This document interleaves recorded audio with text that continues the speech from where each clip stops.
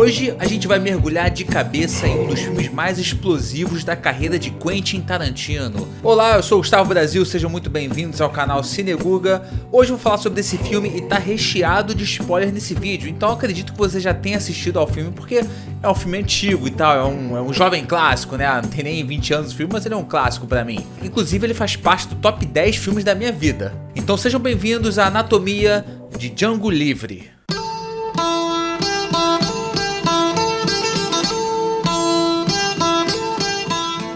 Lançado em 2012, esse filme é aquele faroeste que não parece faroeste, porque tá mais pra um southern, como o próprio Tarantino chamou, já que a história se passa no sul dos Estados Unidos e não no oeste. A história acompanha Django, interpretado por Jamie Foxx, um escravo que é libertado pelo caçador de recompensas Dr. King Schultz, vivido pelo sempre afiado, extraordinário Christoph Waltz, e o Schultz precisa da ajuda dele pra caçar uns bandidos por aí, e em troca promete dar uma coisa que nenhum escravo podia sonhar: liberdade.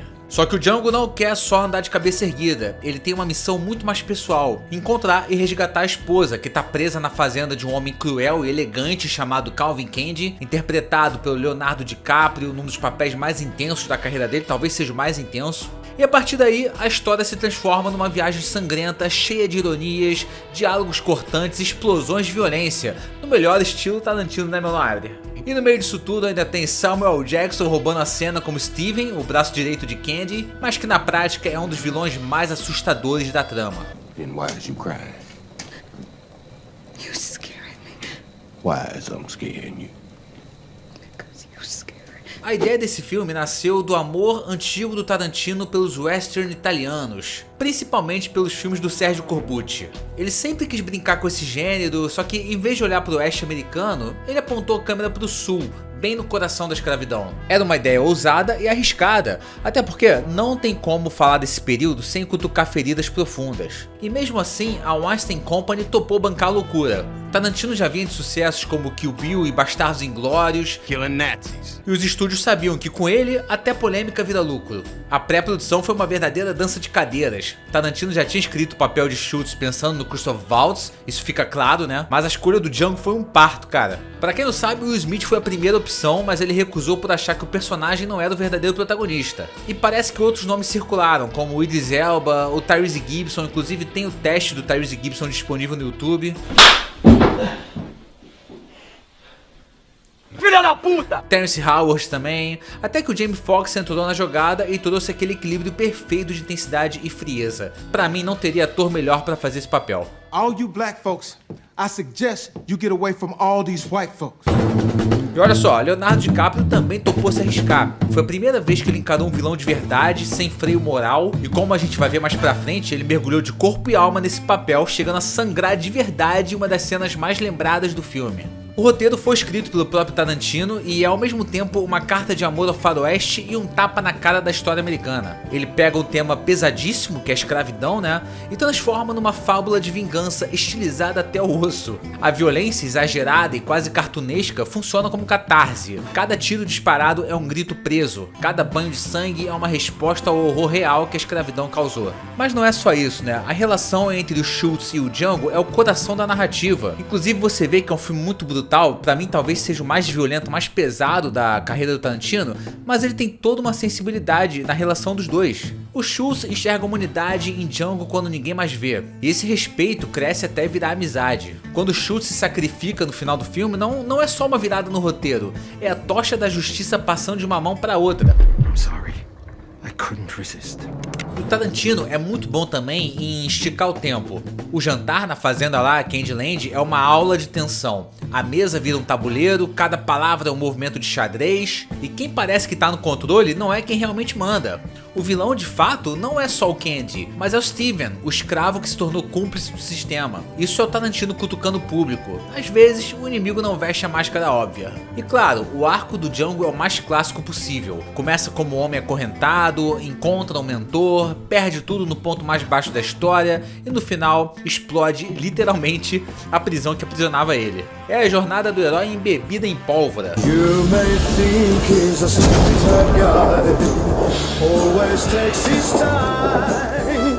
E o Tarantino dirige esse filme como quem toca uma orquestra de caos. Ele mistura closes dramáticos, zooms abruptos e planos longos cheios de suspense. O resultado é um filme que parece antigo e moderno ao mesmo tempo. A trilha sonora então é outro espetáculo. Vai desde o gênio eterno Ennio Morricone até rap contemporâneo. Cada música é escolhida para quebrar a expectativa e grudar na memória.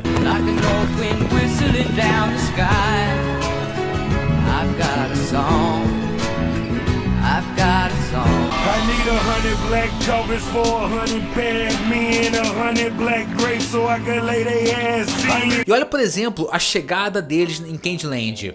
Câmera lenta, trilha épica, figurinos luxuosos, parece quase um desfile macabro. E no minuto seguinte, ele corta pro humor puro, né? I miss you like I misses a rock in my shoe. Como na cena dos cavaleiros com as máscaras mal cortadas lá, uma sátira que arranca risadas nervosas no meio da tensão. Acho essa cena hilária. I can't see fucking shit out of this thing. Who made this goddamn shit? Willard's wife. What about you, Robert? Can you see? Not too good.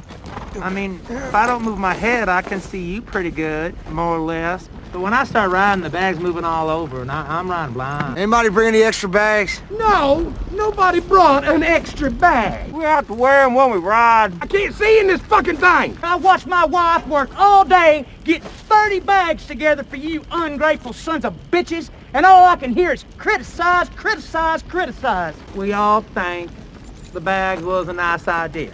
Yeah. But not pointing any fingers. They could have been done better. So how about no bags this time? But next time, we do the bags right. I can't see, you can't see. So what? All that matters is can the fucking horse see? Só pra constar, o Tarantino tem duas participações nesse filme. Uma delas é esse cara aí. Ele deixa a gente à beira do assento sem nunca saber se a próxima cena vai terminar com um diálogo filosófico ou com um banho de sangue. E o Tarantino é um excelente diretor de elenco, então não tem como falar dos filmes dele, analisar os filmes dele, sem falar das atuações. O Jamie Foxx entrega um Django contido, de poucas palavras, mas cheio de presença. Ele cresce junto com o personagem, começa invisível e termina dominando cada espaço que ocupa. E quem não se arrepia nessa cena aqui, tá morto por dentro, na moral. O Christoph Waltz é simplesmente magnético. O Schultz dele mistura charme, ironia e firmeza moral. Não é à toa que ele levou o Oscar de ator coadjuvante pela segunda vez consecutiva, né, com o filme do Tarantino. Cada frase dele parece poesia, mas também esconde lâminas afiadas. He scales the mountain because he's not afraid of it. He slays a dragon because he's not afraid of him. And he walks through hellfire because Brunhilde's worth it. You scaled the mountain because you're not afraid of it. You slay the dragon because you're not afraid of it. And you cross through fire because it's worth it. I borrowed my character's words. Sorry, couldn't resist. Thank you. Leonardo DiCaprio, por sua vez, se joga num dos papéis mais odiosos que ele já fez na carreira. Calvin Candy é vaidoso, sádico e sedutor, e o Léo abraça isso sem medo. A cena em que ele corta a mão de verdade e continua atuando virou uma das mais lendárias do cinema recente. That was the fun part, is watching their reactions. Honestly, because boom, it happened, and then I opened my hand, and then blood starts pouring everywhere, and I saw Jamie go, yeah, like this, and Quentin like had his hand, and he goes. E assim, eu tenho dúvidas sinceras se essa não é a melhor atuação da carreira dele, tá? Eu sei que ele ganhou o Oscar pro Regresso e sei que ele merecia mais ainda por O Lobo de Wall Street. Mas esse papel aqui me deixa em dúvida. E Samuel Jackson, porra, esse dispensa comentários, né, meu nobre?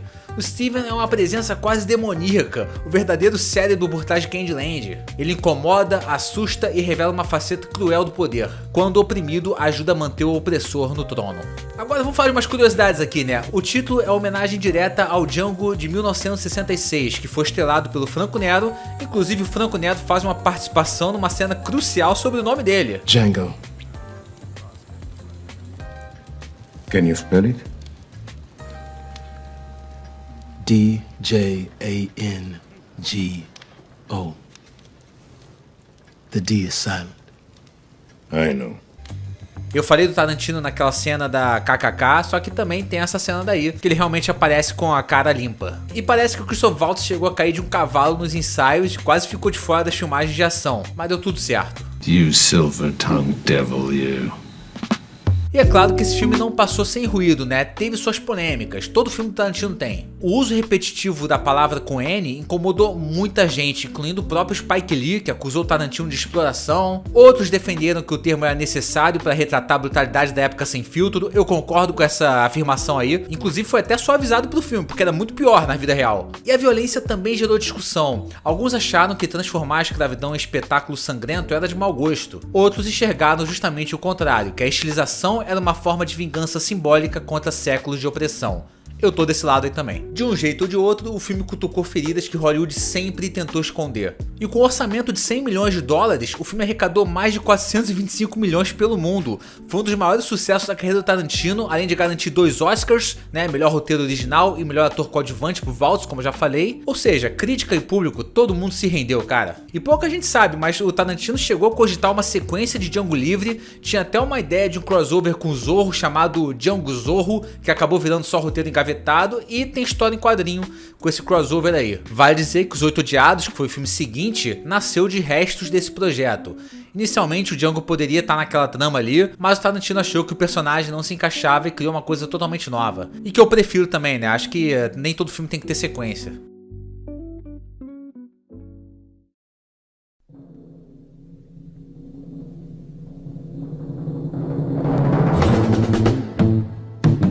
No fim das contas, meu nobre, Django Livre é mais do que um faroeste sangrento. É um conto de vingança, uma parábola sobre liberdade e uma catarse visual que mistura humor, tragédia e violência como só o Tarantino sabe fazer. Um filme que divide opiniões, mas que, sem dúvida nenhuma, marcou seu lugar na história do cinema. E essa foi a anatomia de um clássico, um Django Livre.